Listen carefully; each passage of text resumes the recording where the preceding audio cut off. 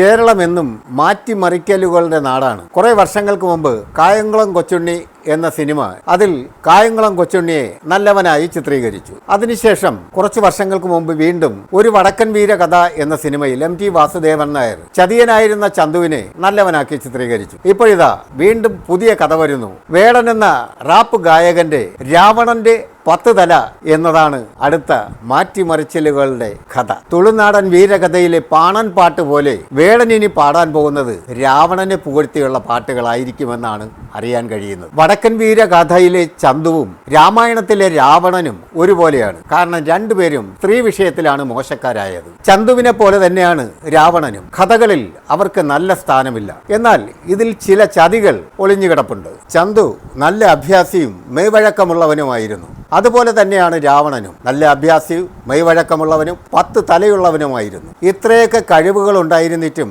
ചന്തുവിനും രാവണനും നല്ല കഥാപാത്രങ്ങളാവാൻ കഴിഞ്ഞില്ല.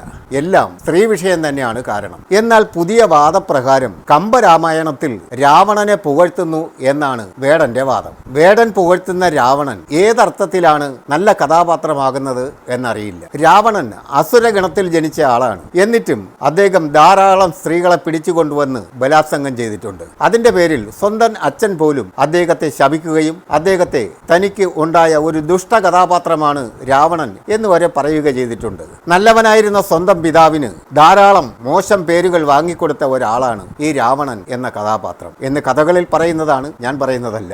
വേടൻ പറയുന്നു രാമനെ അറിയില്ല എന്ന്. എന്നാൽ രാവണനെ കുറിച്ച് നല്ല രീതിയിൽ വേടൻ അറിയുകയും ചെയ്യാം. ഇതിലെ വൈരുദ്ധ്യമാണ് നമുക്ക് മനസ്സിലാവാത്തത്. രാമനെ അറിയാത്ത ഒരാൾ എങ്ങനെയാണ് രാവണനെ അറിയുന്നത്? വേടൻ നല്ലൊരു റാപ്പ് ഗായകനാണ്. കേരളത്തിൽ ഏകദേശം 60% കൂടുതൽ ജനങ്ങൾ വേടനെ ഇഷ്ടപ്പെടുകയും ചെയ്യുന്നു. അതുകൊണ്ട് തന്നെ വേടൻ വരികൾ എഴുതുമ്പോൾ കുറച്ചുകൂടി ആഴത്തിൽ കാര്യങ്ങൾ പഠിക്കേണ്ടതുണ്ട്. വേടന്റെ ജന്മനാടായ ശ്രീലങ്കയിലും ശ്രീരാമൻ തന്നെയാണ് അവിടത്തെയും രാമായണത്തിലെ ആരാധനാ പുരുഷൻ. അപ്പോഴും രാവണനെ വേടൻ എവിടെ നിന്ന് കിട്ടി എന്നുള്ളതാണ് അടുത്ത. ശ്രീലങ്കൻ രാമായണത്തിലും ശ്രീരാമനെ തന്നെയാണ് പുകഴ്ത്തുന്നതും ആരാധിക്കുന്നതും. അവിടെയും രാവണൻ വില്ലൻ തന്നെയാണ്. രാമനെക്കുറിച്ചും രാവണനെക്കുറിച്ചും ഒക്കെ എഴുതുകയും പാടുകയും ഒക്കെ ചെയ്യുമ്പോൾ അതിന്റെ ചരിത്ര പശ്ചാത്തലം കൂടി നല്ല രീതിയിൽ പഠിക്കേണ്ടതുണ്ട്. ആയിരക്കണക്കിന് വർഷങ്ങളായി തലമുറകളായി കൈമാറപ്പെട്ടു വന്ന വിശ്വാസ പ്രമാണത്തിലെ 2 കഥാപാത്രങ്ങളാണ് ഇവർ രണ്ടുപേരും. അങ്ങനെയുള്ള ആരാധനാ പുരുഷന്മാരെ നമ്മൾ മാറ്റിമറിക്കാൻ ശ്രമിക്കുമ്പോൾ കുറച്ചുകൂടി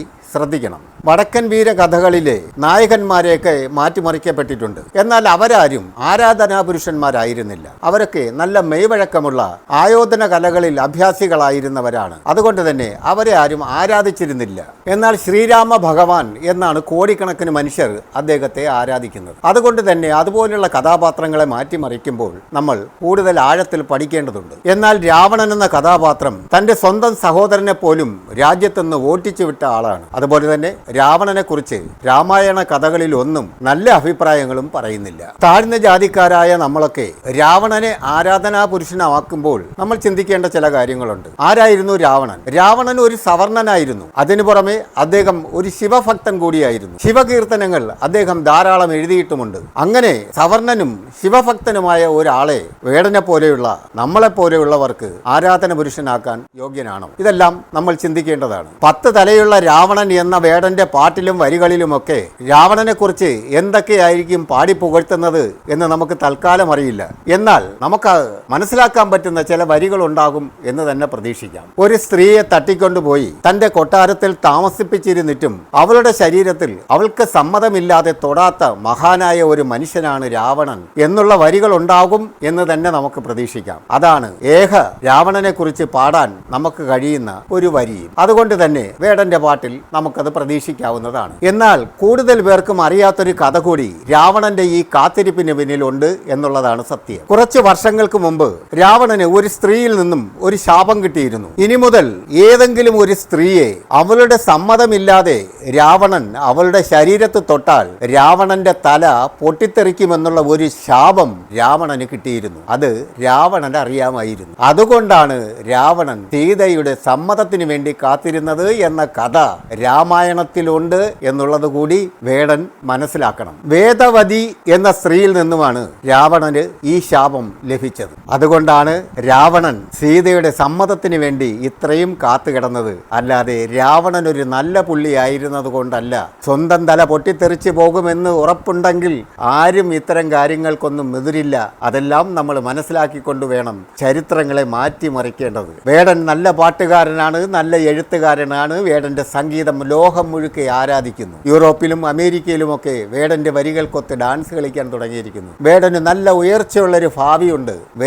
വേടന്റെ ഓരോ യാത്രകളും വളരെ ശ്രദ്ധിച്ചിട്ട് വേണം ചെയ്യേണ്ടത്. വേടൻ നമ്മുടെ കൂട്ടത്തിൽപ്പെട്ട ഒരാളാണ്. അദ്ദേഹം എത്ര ഉയരുന്നതിലും നമ്മൾ സന്തോഷിക്കുക തന്നെ വേണം. പക്ഷേ വേടന്റെ യാത്രകൾ സൂക്ഷിക്കേണ്ടതുണ്ട് എന്ന് ഞാൻ പല വീഡിയോകളിൽ പറഞ്ഞിട്ടുണ്ട്. വീണ്ടും അത് തന്നെ ആവർത്തിക്കുന്നു. വേടന്റെ ചുവടുവയ്പ്പുകളെല്ലാം വളരെ ശ്രദ്ധിച്ച് വേണം. ഇല്ലെങ്കിൽ ഒരുപക്ഷെ വലിയ കുഴികളിൽ വീഴാൻ സാധ്യതയുണ്ട്. വളരെ ശ്രദ്ധിക്കുക. ചരിത്രത്തെ മാറ്റിമറിക്കുമ്പോൾ ചരിത്രത്തെക്കുറിച്ച് നമ്മൾ നല്ല രീതിയിൽ പഠിക്കേണ്ടതുമുണ്ട്. അല്ലെങ്കിൽ നമുക്ക് ചില അപാകതകളുണ്ടാകും. നമ്മൾ വളരെയേറെ ബുദ്ധിമുട്ടിലേക്ക് ചിലപ്പോൾ ചെന്നെത്താം. സവർണവർഗം മുഴുവനും വേടനെതിരെ വാളോങ്ങി നിൽക്കുന്നു. അതുകൊണ്ട് തന്നെ വേടൻ വളരെ ശ്രദ്ധിക്കുക. ബൈ.